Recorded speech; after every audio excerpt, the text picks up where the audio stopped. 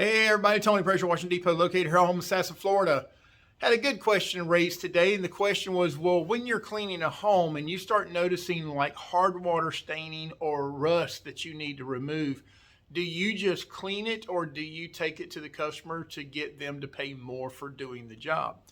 So this is kind of a tricky question. First off, when you get to the customer's home on your initial quote, before you're even doing the job, did you set expectations with that customer? And what I mean by that, when you're walking around a home, you try to look through the dirt and the mold, the mildew and algae to see if there's any type of orange rusting or any type of hard water staining that could be on the windows.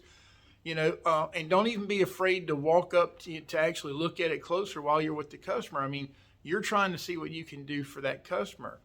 If you set the expectation, you tell them, hey, we're going to clean tiger striping off of your gutters. Well, whenever you get there and there's a lot of tiger striping, then you've set that expectation that you're going to remove that. So it really goes into what you've talked to and told the customer. If you haven't told them that you're going to remove that rust, that's more of a restoration process than it is just a cleaning. But you also need to let the customer know that that's more of a restoration. And is it going to cost the customer more? Absolutely. Why is it going to cost the customer more? Because it's costing you not only time, but a cleaning product to remove that rust, and then you want to neutralize that when you're done. That's a different video altogether. So it's taking you more, and nothing in life is free. So you're going to charge that person for any type of additional cleaning that you didn't quote them.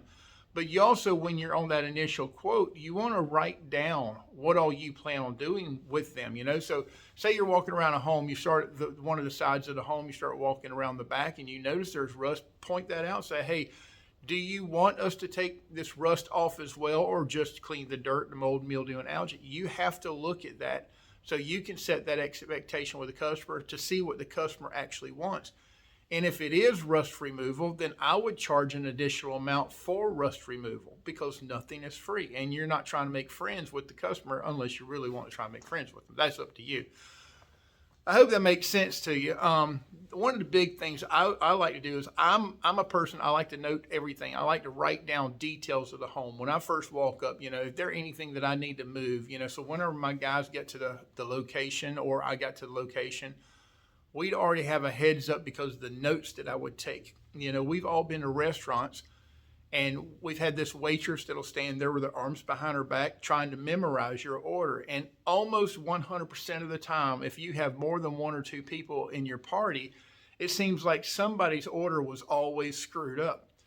Well, when you're walking around with a customer, try to do the same type of thing. Don't memorize, try to write it down. Make yourself notes, put it in your calendar, so when you come back to that job, you have specifics about that job that you and the customer had talked about. So when it comes to that rust that you didn't see, you can say, you know what, we didn't see this in the initial quote. In order for us to remove it is more of a restoration process than it is a cleaning process. And if you want us to remove it, it's X number of dollars more, or whatever.